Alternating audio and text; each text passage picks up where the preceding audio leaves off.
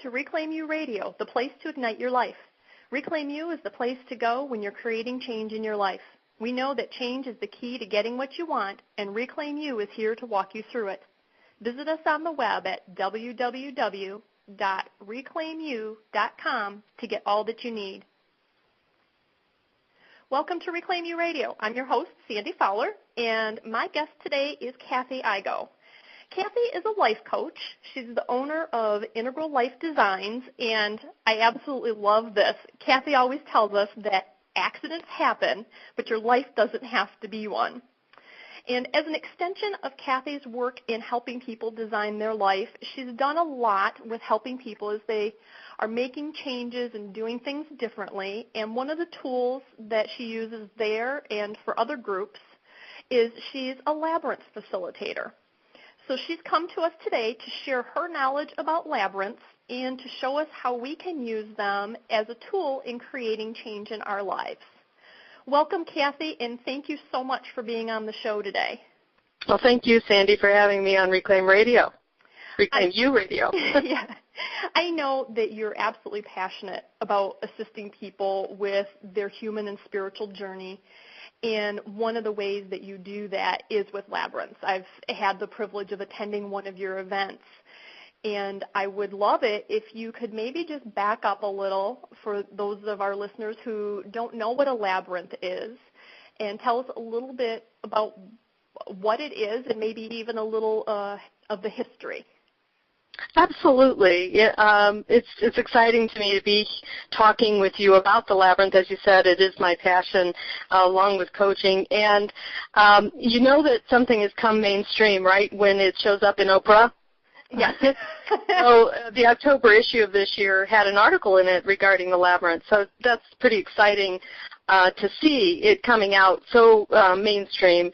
The labyrinth has basically been experiencing revival since 1991, according to a New York Times article crediting Lauren Artras, who's a psychotherapist and has a divinity degree. She's out of San Francisco with an organization called Veritas.org.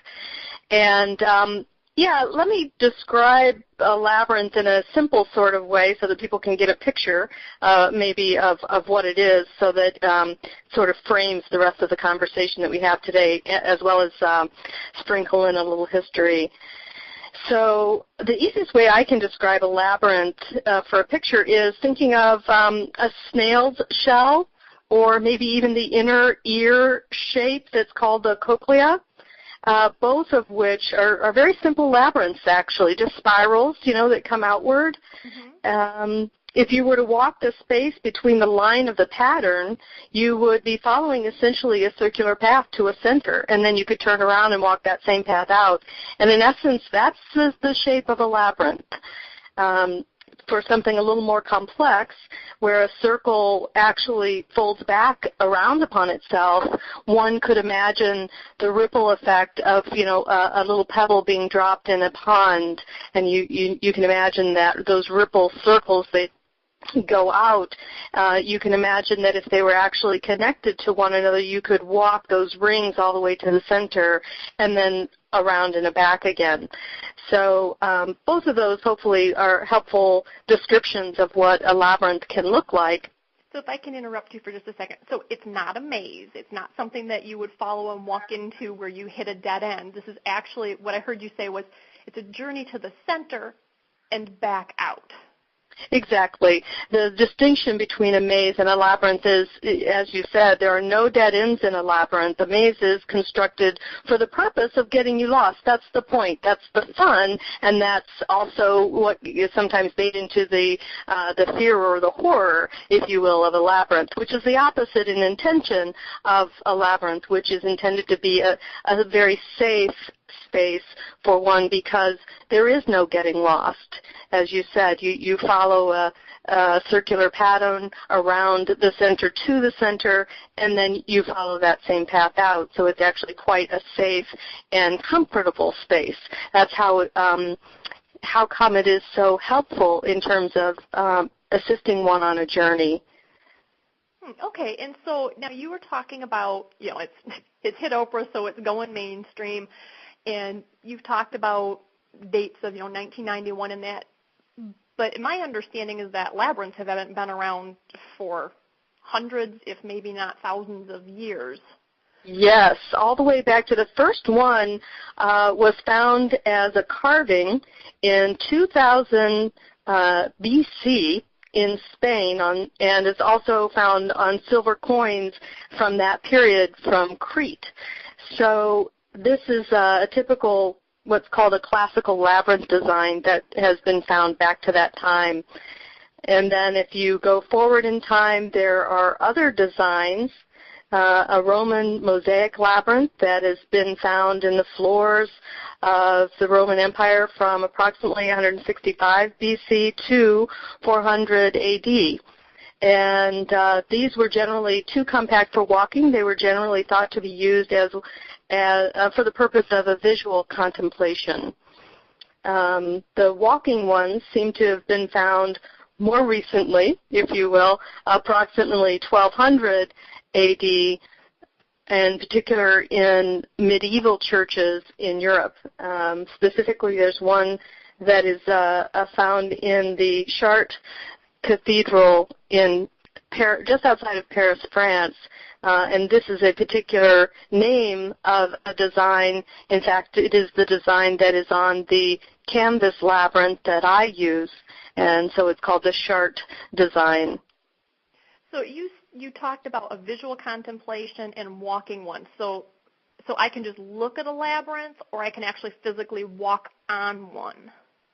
Absolutely, and there are even finger tools, what are called finger tools, that are carved into wooden or blocks of wood, let's just say, where your finger can actually follow the pattern, and some has even been created so that you would have one for your right hand and one for your left that would allow you to experience the walk of the labyrinth, which also allows you to use both your right and left brain, using your right hand and your left hand at the same time to finger walk the labyrinth, allows that same experience of using the right and left brain at the same time. Okay, so the labyrinth, it sounds like it was a tool that historically has been used for kind of a contemplation or a meditation, or you said that it's in the cathedral, so as part of a religious or a spiritual program. Yes, it can be used for both secular as well as spiritual purposes. So for people who are not inclined or oriented to use it in a spiritual way, there are many ways that it can be used without going there if you don't want to. Okay, so let's say let's talk just for simplicity's sake, let's use walking a labyrinth. Let's assume someone's going to go to maybe an event that, someone's running like you do, or I know there are some outdoors that are put up where people can just use them. There was a woman that lived near me that had one in her backyard that she opened up, and I know there's one down the road, one of the churches where I live has one. So let's just talk about the walking the labyrinth for simplicity's sake, even though we realize that you can do it visually or you can do a finger labyrinth. Can you summarize just in a few sentences here for us, literally, logistically, what it means to walk a labyrinth? Sure. So at the entry point, again, if you imagine being at the beginning point of a spiral, the intention, what I'll say is that generally speaking, there is an inner method, that we follow in order to have this experience. It's sometimes referred to as the 3 R's. The intention is that you walk in the path toward the center, releasing. You're letting go of concerns, quieting the mind, relaxing, and becoming peaceful, which allowing for a soft focus of the eyes, meaning using sort of your peripheral vision as opposed to a particular pointed focus. And then once you're in the center, you're receiving. You are there to be open, maybe grounding yourself in physically being in that moment, receiving whatever comes in that moment, taking as much time as you need. And then lastly, you're returning. It's the journey walking outward along the same path that is time used to contemplate what happened in the center, what's happened along your way, and how it can be applied to your life outside of the labyrinth. Okay. All right. So how can I utilize this as a tool in my life? Our listeners are people who create change and go through all different kinds of experiences with that, and we'd like to give them a tool here that they can use for taking care of themselves and helping themselves walk through a change in their life. How could they use the labyrinth in that way? Sure. I kind of go to the part of me goes to the why would they even bother before the how. Sure. Please go there. Because, how in the world does this ancient design have anything to do with me living today, especially with what's going on with the economy? We're in supposedly a global recession, and we're having our economics and politics transitioning right now, and that allows for a lot of challenges for people. It can be quite unnerving when all this change is happening around you, let alone change that you're maybe even trying to create for yourself, as you described. So sometimes life is kind of edgy right now. We're maybe uncertain about what the future holds for us, and we're maybe lacking confidence about how we're going to be able to deal with that uncertainty, however it shows up. So at least this is what I'm hearing as I encounter people on a daily basis. So we, hopefully can realize, that we have a limited ability to control others or even circumstances around us. What we can control or try to stabilize is ourselves, and that comes by knowing ourselves in a deeper way. And even some people look into finding meaning and purpose in their lives and living intentionally, and therefore all that uncertainty is quieted. And this is exactly the way that a labyrinth can be helpful in making a difference for people. It can be used, as I said, in secular or spiritual ways, so many different ways. For example, it can simply be used to quiet the mind, so a meditative tool. Simply accessing peacefulness on a daily basis, even for 5 to 15 minutes or 20 minutes, can be incredibly helpful for individuals and very restorative. Now, I myself, and I'm in talking with people through coaching, et cetera, I know that many people have problems sitting and meditating. And so I have always found that when I'm physically active, if I'm running or yoga, I find that it allows me to quiet my mind faster and easier than traditionally sitting and meditating. So this is another very lovely aspect of the labyrinth, because you're exercising your body while you are sort of quieting or relaxing the mind and opening and exploring spirit or soul or authentic self, however someone wishes to describe that or consider that for themselves. Another purpose that it can be used for is self-discovery. So as someone walks, they consider whatever happens on the labyrinth as a metaphor for life. So, for example, if I'm walking and I'm noticing that I'm stopping as other people are coming toward me along their way out of the labyrinth, and I'm walking in, and I just stop and let them walk aside, step aside and let them walk on by, I might ask myself, well, so how's that showing up in my life? And I may think, well, gee, it maybe means I'm putting a greater importance or value on others as opposed to my own needs. And so how does that impact my life? And am I okay with that, or do I want something different? And then those questions can lead to more intentional action, practicing different behaviors so that I can actually be more directive about my life and my way of being in the world. So that's where self-discovery can take someone. Another way is it can be used as actual contemplative meditation, meaning that there's something in particular that you are wanting an answer to or want to think on in a deeper way. So this actually has a specific agenda as opposed to walking for letting go. So this this is in particular used in a spiritual way. One can be asking in a prayer perspective on the way in and receiving in the center in terms of meditation, receiving from the spirit within, as we sometimes can say, and then based on what you've received in the center, you now think about how that's going to, again, show up in your life outside of the labyrinth as you walk out. So these are just, 3 examples. There's a variety of ways that a labyrinth can be used to assist people in making change in their lives. And I certainly use it with the coaching that I do. Which, I won't necessarily get into here, but it can be used intentionally toward a specific purpose, kind of as I talked about with the contemplative meditation. Interesting. And so you said, there are a number of ways, and it sounds like really there's no wrong way. Exactly. I'm sorry, go ahead. No, I just say it sounds like a very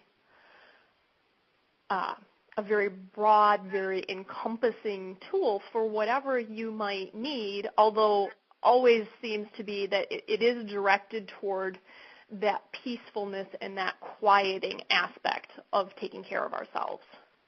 Sure. Some of the simple guidelines that I give, for example, when I do my workshops, finding your way to love, with the labyrinth, a few simple guidelines that I give to people before they walk. To your point earlier, there is no right or wrong way. We encourage people, follow your natural pace, whatever feels like you feel like doing in the moment. One time I was walking an outdoor one, like you mentioned, and it was a little breezy outside, just a beautiful summer day. I was barefoot, and I decided I was like a bird. I was flying, and I just put my arms out. I was just flying around on the labyrinth. I had a great time. It was absolutely wonderful. So you do what comes in the moment. And we like to remind people that it's a two-way street, so that you will meet other people on the path, and you can choose to pass or not. Again, do what feels natural, trying not to contrive a situation or cause a situation, but just to be in the situation. And that was actually really interesting. I interject here for a second because my introduction to, I'd never heard of Labyrinth until probably a year and a half ago or so. And my introduction to it was this woman in my neighborhood who built one in her yard and invited people to use it whenever they wanted. And so I had used it a few times, but always by myself. And then you sent me an invitation to one of your events, and I was thrilled because, okay, now it's, the weather is not good in Michigan, and I'm thrilled to be able to go do this. But I had never walked it with other people, and at first I thought it would be very intrusive to have other people there with me in my space while I'm trying to be quiet and let go of something or look for what I'm needing in this moment. But it was a really nice experience having other people there and walking, and it was not at all intrusive. It was just very interesting and very rewarding in its own way. So that was kind of different, but good. Yeah, I think, every time I've walked, I seem to have a different experience, and that's influenced by, are you walking alone? Are you walking with others? Are you walking outdoors? Are you walking indoors? Is it a planted living labyrinth in the sense that it's, again, maybe grass or garden, what have you, or is it a paver labyrinth that's outdoors, just, the pavers in the design, which are actually quite beautiful.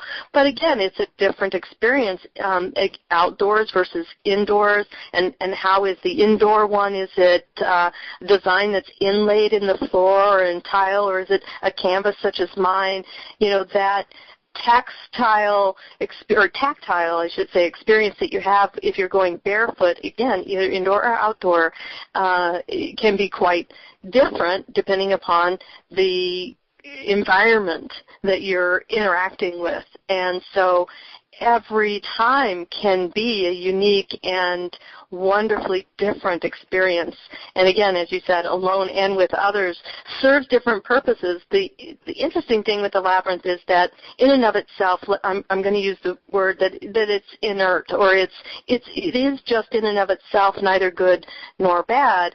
And so whatever happens on the labyrinth is sort of evoked out of yourself. And so it's rather like a mirror, as we say in coaching. It's, the coach is a mirror so that you're really just seeing deeper into yourself. We're shedding light just a little bit deeper so that you have that opportunity to discover and grow and learn more. The labyrinth plays really that same role. There's no person there with an agenda. It's really just your experience with what's happening for you and using it as a metaphor for life. I mean, life can be a metaphor for life if someone chooses to go there. And it really can serve to provide a lot of food for that work. Mm-hmm. Okay, so I want to go just a little bit deeper in a way of, as far as the way I'm feeling or the circumstances I'm running into, what might be indicators that it would be a good time for me to do a labyrinth walk? I would say, well, really anything. If you're noticing, fear or challenges, dealing with uncertainty, walking the labyrinth, again, it's a safe space. It's a known space. There's not really any uncertainty there because, again, since it's not a maze with dead ends, it's one path that goes to a particular center and that you can follow out. There's really no getting lost. And oftentimes it's if it's the chart design like I have, it is based on what is called sacred geometry, which simply means that it's in balance to itself. It is equal. So as you walk around, you're walking equally left brain and right brain. Your energy, if you experience this, if you're aware of the chakra systems and some other things, then your energy is being spread both ways and balanced. And so it's just a wonderful space for one to explore in a way that you feel safely held, is some of the language that we use. And whether you're with others or it's with yourself, there's no fear because you're not really having to make a decision. It's easy to let go while your mind is following the narrow path. Your conscious mind is following that path. You're opened now so that your unconscious mind or your authentic self, your spirit, however, again, one chooses to refer to it, is able to come forward and you're able to have that connection. And again, with body, mind, and spirit or soul, just provides an opportunity to get a deeper understanding or answer from within. Sometimes we don't slow down long enough to hear that, and we're caught up in the world of what is going on and trying to catch up or keep up. And this provides an opportunity where time sort of slows down and you actually can hopefully connect and hear an inner response. So in listening to you, what I'm hearing throughout the whole interview is, again, there's no necessarily right or wrong time to use it. But right. If you are evaluating your emotions and going, what are some triggers for me to use it? Some of the negative emotions we might be feeling would be feeling rushed, scared, stressed, confused. That if you're experiencing those emotions, walking in the labyrinth will help you have a time that, like you said, is safe and peaceful and help us to maybe relax so that we can let go of the things that aren't important, maybe get some insight or focus to help move us through this time. Am I understanding that correctly?